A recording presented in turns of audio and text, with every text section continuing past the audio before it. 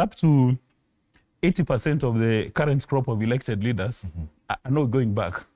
I can even challenge you right now. Yes. If you can name for me 15 members of the National Assembly, if you can name for me 15 principal secretaries, or if you can name 10 cabinet secretaries, you may not have capacity to do that because they have not performed anything. But you remember long ago, maybe when you were a little kid, the likes of when you had people like George Anyona, when we had people like James Orengo or even Paul Muite, when we studied history and civics, a student of average mind would name all members of the National Assembly because they performed something. But right now you go to the streets of Nairobi, if you bump into an MP, you wouldn't even recognize because they don't have capacity nor competence. There are many, you can easily bump into a principal secretary and you don't even know that it's a principal secretary. Why? They don't come out shining. And that is something we must guard as we go to the general elections, that we must vote with our selfish interest in mind. If we don't vote with our selfish interest in mind, then we are inflicting pain in ourselves. Yeah, Hesbon, is this the activism and the outcome of it? Do you see hope as a millennial, as it were, in terms of how young people came up and took on the role of activism and fighting for their rights? Yeah, I mean, I see a lot of hope. I see a lot of hope. I mean, whatever the Gen Z-led revolution did, has taken us to a totally new level as far as civil disobedience is concerned. The way they mobilized, the issues that they articulated, how they drove those issues until dark forces came into the whole thing and sort of, crashed it because it became a lot more political, people with vested interests infiltrated. And naturally what we had envisioned and what I essentially talked about, it will reach a point where they'll have to find leadership. And if they remain leaderless, then they'll be rudderless. And people like Casmuel will find where there is leadership and they will find relevance in those spaces. But to a large extent, I must say that it has ushered in a new dispensation, a dispensation where young people have realized that they can no longer be told that you're leaders of tomorrow. They can actually take issues head on, address those issues.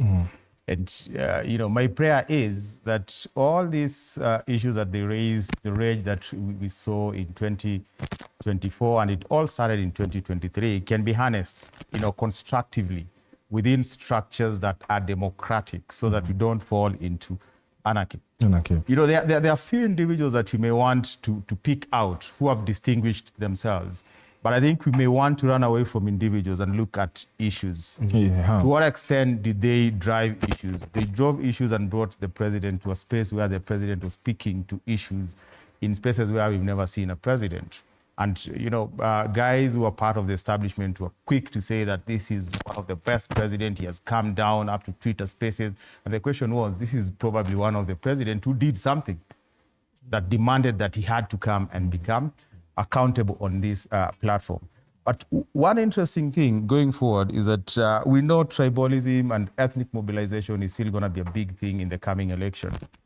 But the Gen Z-led revolution has given people a sense, to understand that if the establishment does not serve your interests, you can actually activate Article 1 of the Constitution, for self-determination. Yes. And the president keeps saying that the 2027 election is likely to be the easiest election. Most of his lieutenants keep talking about that he doesn't see a challenge. And for me, what happened last year, and the way this rage has been distributed, you have guys who've gone into mainstream political parties, you have guys who are outside there just doing civil engagements in matatus, using graffitis, and then you have Kebaso Morara here who is doing an amazing work. All this may not collectively end up giving us one individual as a Gen Z leader, but they will sensitize people so much so that anyone who will be coming to look for votes, either at the constituency level, gubernatorial, senatorial, or even at the presidency, will find it difficult to mobilize people along ethnicity, along religion. They will have to start addressing issues. Because the issues of Gen Zs in Suna East and Migori County, where I come from, are the same issues of Gen Zs in Karatina and Nyeri County, where other Gen Zs are. And what people forget is that, Gen Zs probably had this disenchantment with this regime, and they were sort of disillusioned simply because they expected so much. Now, they get into the job market and they realize that because of the tax regime that we have, they can't take so much home. But there's another demographic called the millennials, the us guys. And we are thinking, as we've already established our careers, now we are looking for the next big deal. You want to finish your home.